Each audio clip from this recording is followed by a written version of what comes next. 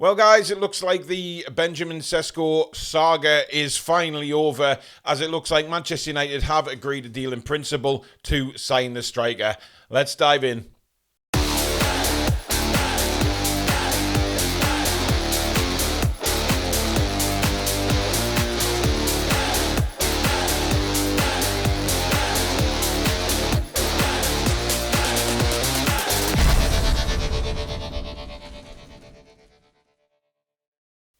Hi everybody and welcome back to the Toon Review YouTube channel. My name is Paul. This is your latest Newcastle United news video, and following on from the show this morning, of course, it was reported that parties from both Manchester United and Newcastle United were in Leipzig, with Newcastle United still hopeful of trying to get a deal done for Sesko. It hasn't turned out that way because in the last 10-15 minutes or so, we've had confirmation from many sources that Benjamin Šeško is heading for Manchester United after a deal in principle was arranged with Leipzig, and the player will be flying to Manchester tonight, I believe, actually, to get the medicals done and an announcement to be made on Friday. So where does this leave Newcastle United? Well, pretty much where we were this morning or yesterday.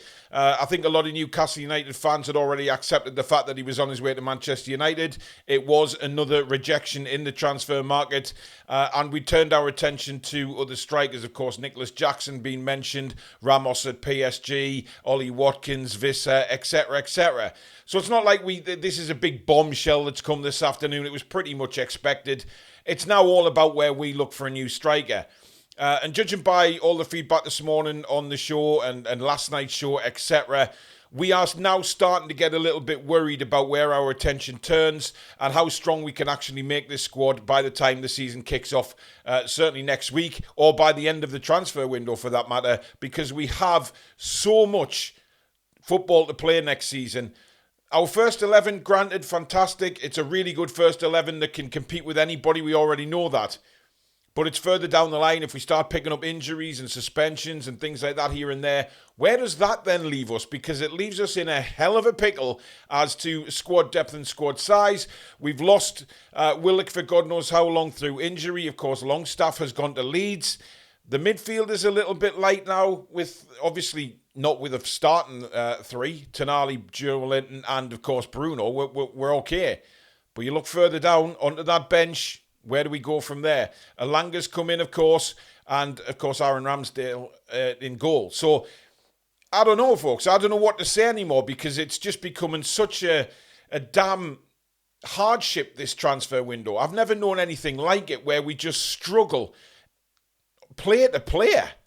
It doesn't make any sense. And I think a lot of heads have got to turn now to what is going on within the inside of Newcastle United. And this has been spoken about many times, of course, about this. There doesn't seem to be anybody leading the ship right now. And people can talk about the chairman flying in from Saudi here and there and everywhere. That's not what I'm talking about. I'm talking about having that leader, that face of Newcastle United within the club. And we ain't got that. You know, I think it was 11 months now we've had a chance to bring in a new CEO after Darren Eales made his announcement. 11 months. And we haven't got one through the door yet. The director of football situation, Mitchell saying the transfer policies weren't fit for purpose. And now we're left really looking back and thinking, well, is that the truth? Or what has gone on with Mitchell and how? What has gone on with Mitchell and the rest of the staff? You know, there's so many unanswered questions at Newcastle United right now. And these are questions that we can only surmise being fans. We can only talk about from the outside looking in, because like we've said many times recently, there is silence coming from this football club. The only interaction we have with the club at the moment is through the local journalists who are passing information on to the fans. Whether you want to believe what they say or not, that at the moment is the only option we have, because we're getting nothing from our football club. We're getting nothing from any sort of leadership within the club, and that is probably causing problems with bringing players in. It's a shit show right now, and like I said this morning, the club is an embarrassment. We're a banter club on social media right now, an absolute banter club, because we've got a list as long as my leg of rejections that we've had in this summer. And I'm sorry, it comes to a point where you have to, as a Newcastle United fan, start asking serious questions of what is going on at this football club. Because right now, it's puzzling, it's embarrassing, we're losing out on players left, right and centre. And it's very hard when you're Newcastle United or any other club for that matter, when you start going for players and top elite players, the agents are then going to tell the press. We know that is the case. The agents will start telling the press, oh, by the way, Newcastle United are in for the player. And they know fine well that that'll get out into the media to any other club who are interested, thinking, well, we've got to now step in. The time is now for us to step in and outbid Newcastle United or go in and just use the Manchester United, Liverpool, Chelsea name and beat them to it. And that's exactly what they are doing right now. And it's just a farce, man. How many times are we going to, load up news and just see that Newcastle United are interested, are tracking, are doing this? But then when it comes to the main crunch of getting a deal done and signed, we have not got the staff there to get this done. I don't care what anybody says. The people that we have trying to get these transfers done right now are not qualified to do that job. They are not ruthless enough. And if they were ruthless enough, we'd be getting someone through the door by now. Jamie Rubin was apparently had to step in to get the Alanga deal sorted. Apparently he was trying to get it done in Germany as well, but that hasn't been confirmed. There's nobody there. There's nobody at the club at the moment who will take it by the scruff of the neck and be aggressive. Amanda Staveley had her faults, without a doubt. However, her pros way outweigh the cons. Way out.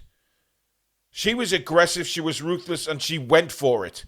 But she also kept the fans included in the whole thing. And right now, it's all pie in the sky. I'm really sorry to say. But it's another player down the pipe. Chelsea apparently want 80 million for Nicholas Jackson. If we pay that, somebody wants shooting with a large bowl of shit, quite honestly. Because there is no way on this planet that Nicholas Jackson is worth £80 million in any transfer market. And I know a lot of player valuations are completely outweighed these days and goes out the window. But 80 million quid? Come on. But, we just getting frustrated. And this is frustration speaking with me because I know there's not much time left in the transfer window now. Nobody can turn around and say, oh, there's weeks left, don't worry, we'll get players in. Because that is not the case anymore. We are running right out of time. And I guess, we saw the Sesko thing coming. It's not a massive shock to the system that a deal in principle's been made with Manchester United. It was all pointing to that, all the fannies desperate for him to sign for Man United, pushing it that way. There was only one outcome in that. But what is going on at our football club? What is going on to the point where we just cannot seem to get any deals done? And we are now looking further and further and further down the transfer list of contacts and things like that. And I'm pretty damn sure this is not what Eddie would want or was wanting when this transfer window opened. I think he saw a different plan completely. But Sesko has gone deal in principle with Manchester United. We'll talk about that more on the live show tonight. Don't forget to tune in at 7 o'clock if you are watching this indeed on the Thursday. But thank you very much for watching, guys. If you have enjoyed the video, please give it a thumbs up. And please do subscribe if you are new to the channel. Help us keep building. But put a comment down. Let me know what you think. Are you in real panic mode now about the transfer window? I guess everybody knew the Sesko deal was going to happen for Manchester United, so it's not really a shock to you. But where do you stand right now? Because, we're kind of in limbo. We don't know what on earth is going on. It's really strange to be in this situation when we all thought we were going to have a much better summer, of course, with transfers than we actually are. But thank you very much for watching, guys. We'll speak to you soon. Take care.